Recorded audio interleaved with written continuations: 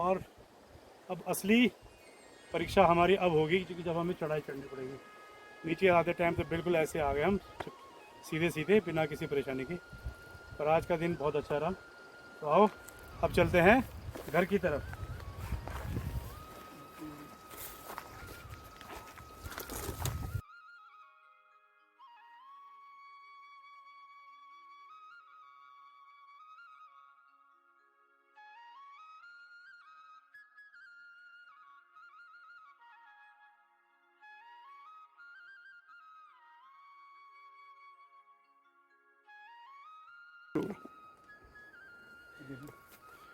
अभी हम ऊपर आ रहे हैं तो थोड़ा टाइम ये हमको भाई साहब का जो है विश्राम स्थल दिखाई दिया।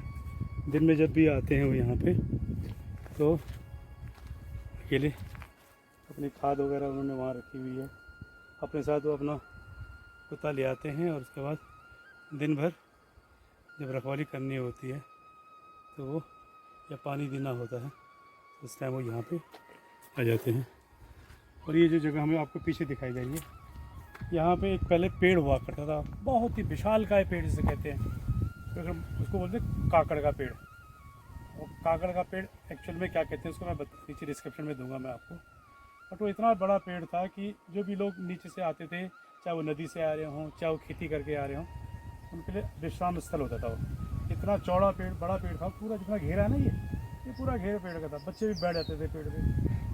ये सही में हर किसी को बोलना था कहाँ पे है, तो काकड़ा के पेड़ के पास में, तो बस पता चल जाता काकड़ा पेड़ कहाँ पे है। वो कट गया है पिछड़ा, कम से कम कहते हैं जो लोग पुराने हैं वो कहते हैं कि 250-300 साल तक वो पेड़ रहा। उसके बाद वो सड़ गया, गल गया, गिर गया फिर उसके बाद। तो अब उस पर अब नया पेड़ आया है। अब ये पेड़ उतना बड़ा नहीं होता है, पर यह है फिर भी उसकी जगह पे नए पेड़ ने अपना जगह ले ली है। पुरानी यादें जो लोग देख रहे होंगे, पुराने लोग जो यहाँ पे नहीं हैं, उनको शायद पता होगा इसके बारे में कि इस पेड़ का महत्व क्या था। बाकी जो चीज़ आई है उसको जाना है, किसी ने जल्दी जाना है, किसी ने देर में जाना है। बस थैंक यू। ये हमारी नई जनरेशन, हमारे सबसे छोटे पंडित जी, ये हमारा नाती, ये भी हमारा नाती तीनों सब। अब पता कहाँ जा रहे हैं? हमारे अरे गदन जा रहे हैं नहाने के लिए है ना। तो ये है देखो, हम भी बचपन में ऐसे ही बस जब मौका मिलता था तब चले थे। ओके बेटा, थैंक यू।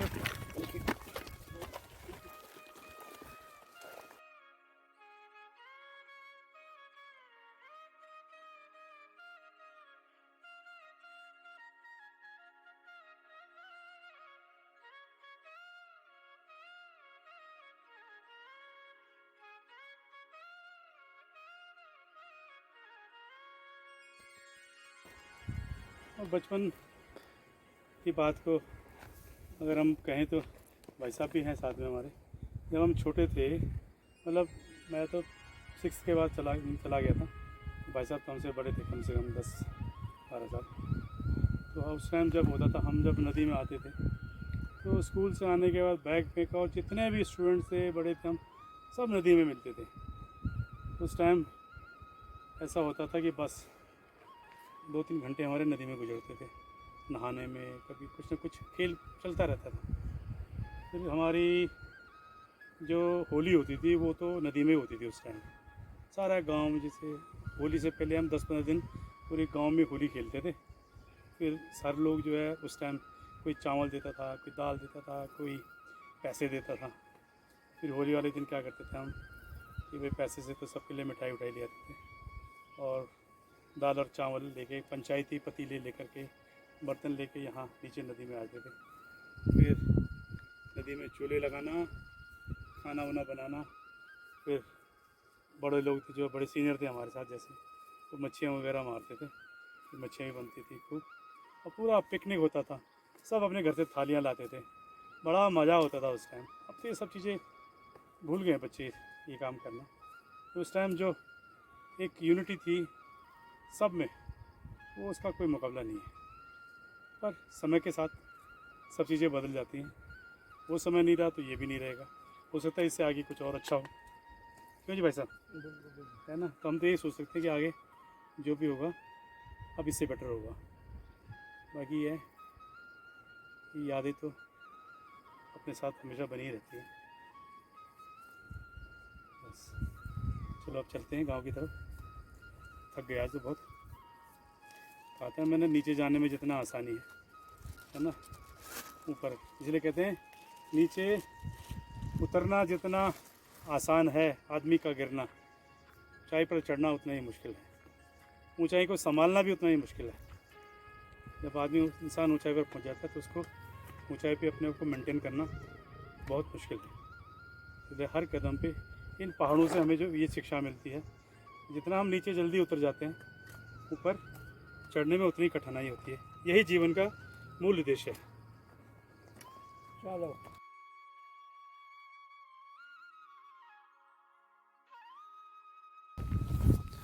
पता दिखाई दे रहा है ना, ये इसको बोलते हैं खिन्नो, है ना। ये पौधा आपको लग रहा होगा कि आसान है पौधा, लेकिन इसके अंदर बहुत नशा होता है। अब ये इसके ऊपर भी एक कहानी ये है कि जब नदी में जाते थे हम तो पानी रोक लेते थे एक जगह से, तो उस एरिया में जितनी मच्छियाँ होती थी इसको कूट करके और इसका पानी हम नहीं मतलब हमारे जो सीनियर थे वो डाल देते थे।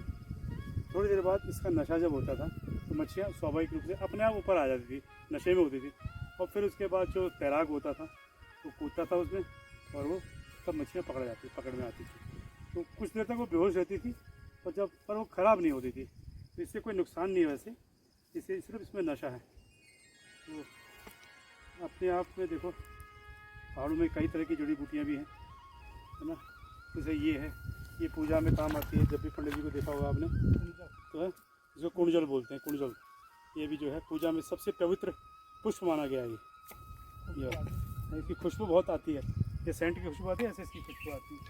कई तरह के पेड़ पौधे हैं। ये है दारू हल्दी किनगोड़ा दाग। अब ये देखो ये है किनगोड़ा, किनगोड़े बोलते हैं ना गाँव में, किनगोड़े। तो अभी लगे नहीं है, इसमें अभी लगे नहीं है। इसके अंदर बेरी के छोटे छोटे नीले नीले से जो है वो आते हैं, फल आते हैं। और कहते हैं उसके जो खाते हैं तो वो उससे जो है शुगर के मरीज़ के लिए काफ़ी फ़ायदेमंद होता है। इसकी जड़ भी बहुत फ़ायदेमंद होती है।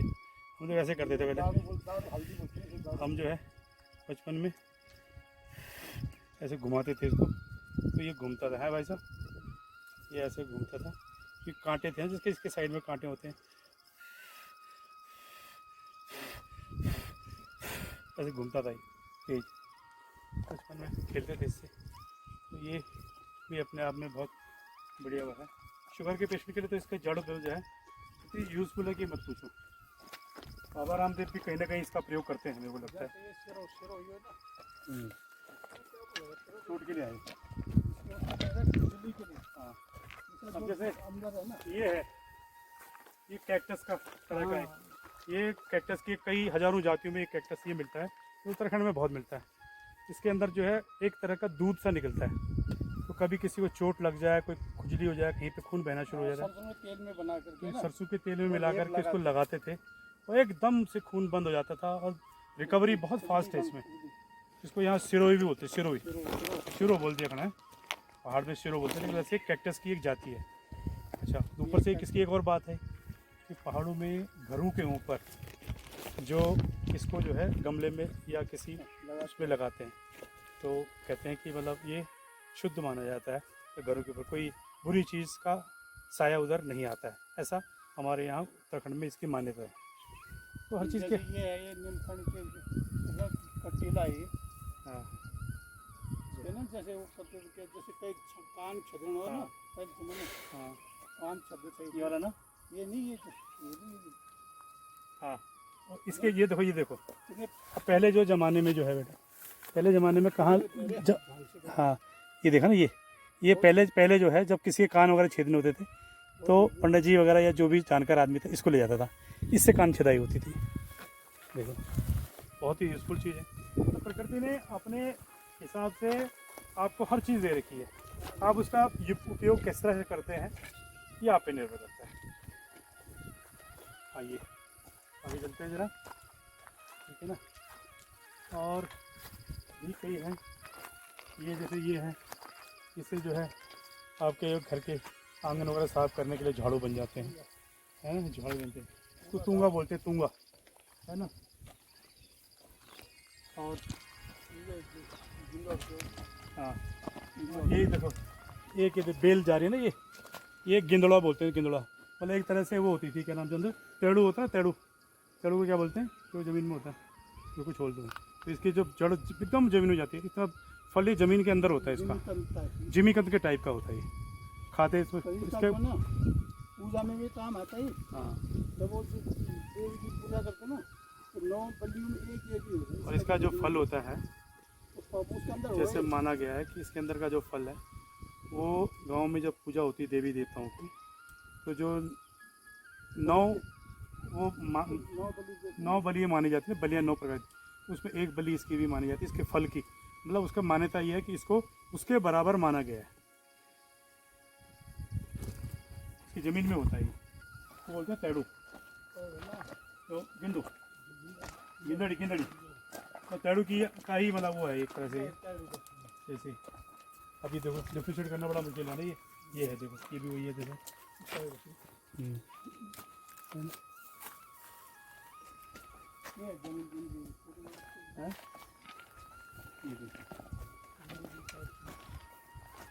ये है भीमला का पेड़, भीमल, भीम बोल, देखो भीम, इसके आजकल बहुत सारे वो है।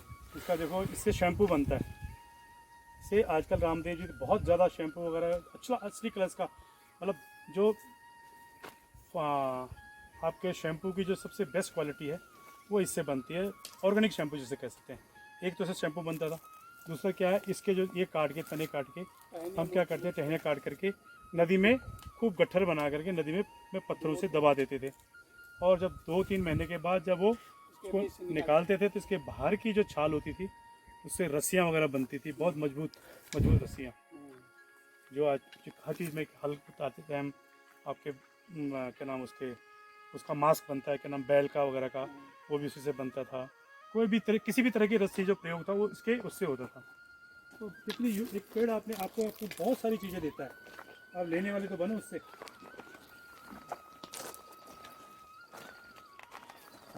और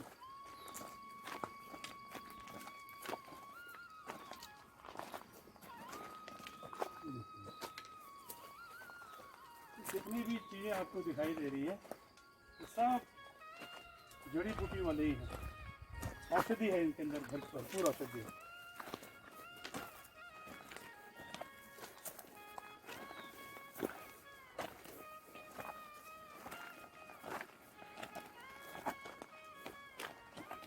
बंद कर रहा हूँ।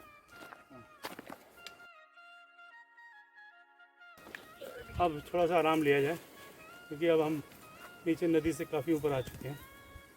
तो दोस्तों, ये हमारे उत्तराखंड की जो एक लाइफ स्टाइल का एक हिस्सा है, जो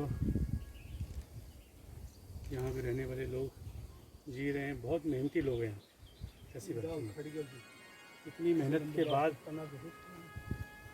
जो है अभी तक भी कई लोगों ने जो है यहाँ इसको जिंदा रखा हुआ है, और उन्हीं की वजह से जो है हम भी आ रहे हैं, तो उन्हीं की वजह से आ रहे हैं। पेड़ का बोले खड़िया डाल दी, तो देखो क्या हम बैठे, ये इसको बोलते हैं खड़िया, खड़िया, खड़िया का पेड़, खड़िया जानवरों के लिए, मतलब खाने के लिए। तो इसकी जो पत्तियाँ हैं ना, वो पत्तियों का, इसमें देखो आपको छोटे छोटे बीज भी नज़र आ रहे होंगे। ये दूध देने वाली गायों के लिए, भैंसों के लिए बहुत ज़्यादा यूज़फुल है, मतलब इसमें इतने ज़्यादा प्रोटीन्स हैं, जिससे कि कोई गाय या भैंस जिसका दूध कम आ रहा हो, उसको खड़िया के पत्ते और उसके बीज खिलाए जाते हैं। टहनी दिया देखो उससे उसको मतलब, जैसे हम लोग काजू बादाम की बात करते हैं, तो ये उसके लिए काजू बादाम का काम करता है। और इसका तना देखो, बहुत पुराना पेड़, मैं तो बचपन से ही देख रहे हैं हम इसको, ये बढ़ता जा रहा है, बस इतना मजबूत है कि मत पूछिए। और देखो छाया भी दे रहा है आपको, जानवरों के लिए जो है औषधि भी दे रहा है, घास भी दे रहा है। तो प्रकृति ने हमें जो है चारों तरफ से जो है बिल्कुल भरपूर दिया हुआ है, हम उसका ऋण जो है 1% भी नहीं चुका सकते हैं। पर हम इतना तो कर सकते नहीं कि उस प्रकृति को बचाए रखें, जो है उसको जो है संभाल के रखें। कटान वगैरह जितनी भी हैं इसको रोकना चाहिए हमारे को, क्योंकि कटान रुकेगी तो भूस्खलन जितना, जैसे भी लैंडस्लाइडिंग वगैरह जो भी होती है वो भी रुकेंगे, तो बारिशें भी होंगी और फिर खेतों के लिए भी, जो कि हम तो भैया निर्भर इन ऊपर वाली बारिश पे ही है। तभी होगी जब आप प्रकृति को संभाल के रखेंगे। ले देखो, ये देख रहे हो आप, इसको देखो, ये गिलोई का पेड़ है जी, ये देखो इसकी टहनियाँ देखो, मतलब देखो अब रामदेव जी जो है हरबत गिले गिले की बात करते रहते हैं, पेट के रोग है ना, पेट के रोग गिले। इस गिलोई के पेड़ में देखो कितनी प्रकार की टहनियाँ आई हुई हैं, और जहाँ तक मेरा ख्याल है पेट के साथ साथ कहते हैं कब किसी को बुखार आ जाए उसको गिलोई का पानी पिला दो तो अपने आप ठीक हो अभी जाता है। जाके हम हाँ, कितना खूबसूरत पेड़ है ये। 3 मिनट बिजली हमें तो इसके दादाजी तो तोड़ तोड़ के मेरा पाउडर बना दिया उसका, हम रोज देवभूमि ने आपको कितना कुछ दे दिया है। टूट गए उठ के तो ले चलो फिर।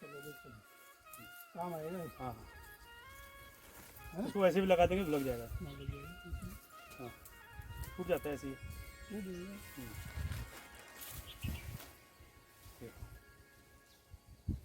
ये है गिलोय, चलो दिखाओ ये इनको। तुम्हारे को ऐसे करेंगे। हाँ इसको दिखाओ दिखाओ, फिर वही तोड़ देंगे, घर पे तोड़ेंगे।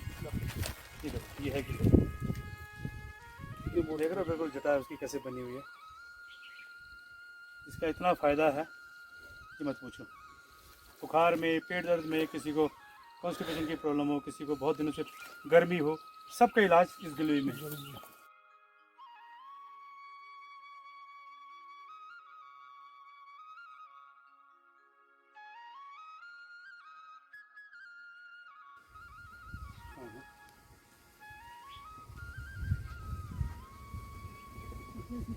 समय के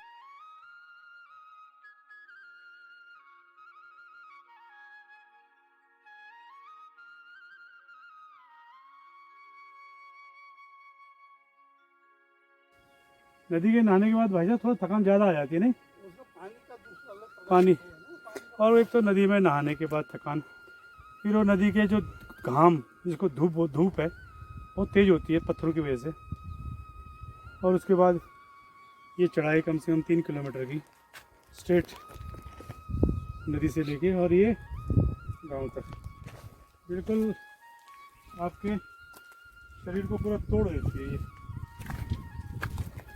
लेकिन इस ट्रैकिंग का मज़ा ही भी अलग है, इससे आपको अपनी खुद की स्ट्रेंथ भी चेक हो जाती है भैया कि भाई आयुष, सही पता बात। चल जाता है क्या है अभी कितना भी हम- स्टैमिना है। स्टेमिना कितना है। हाँ, वो भी ज़रूरी है, बार बार आपको जो है फिटनेस के पॉइंट ऑफ व्यू से तो बहुत बढ़िया जगह चीज़ है ये।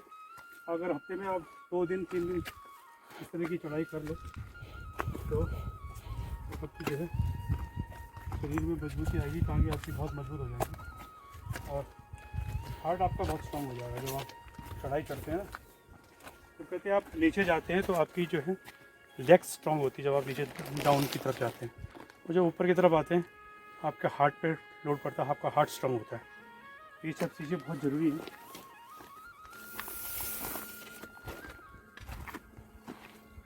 चलो अब हम जो है गांव की तरफ, गांव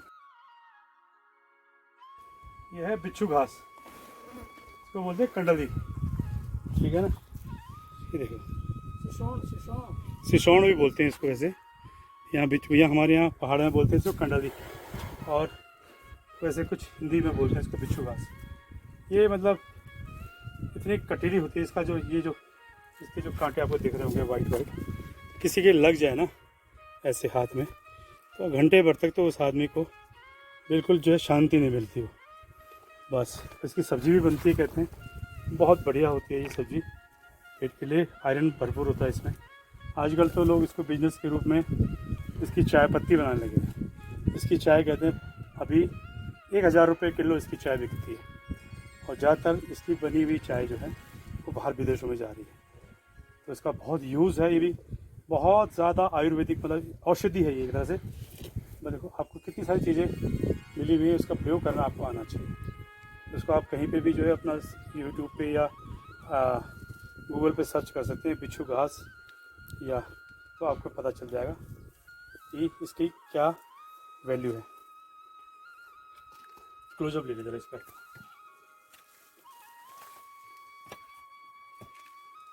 इसके बारे में तो बहुत ज़्यादा कहानियाँ हैं। वही गदन से नदी से आते आते जो है हालत हो गई अब जो है खराब, बट ये है कि मज़ा आ गया, बॉडी का पूरा स्टेमिना चेक हो गया जी। ठीक है, और हम पहुंच चुके हैं आगे जी।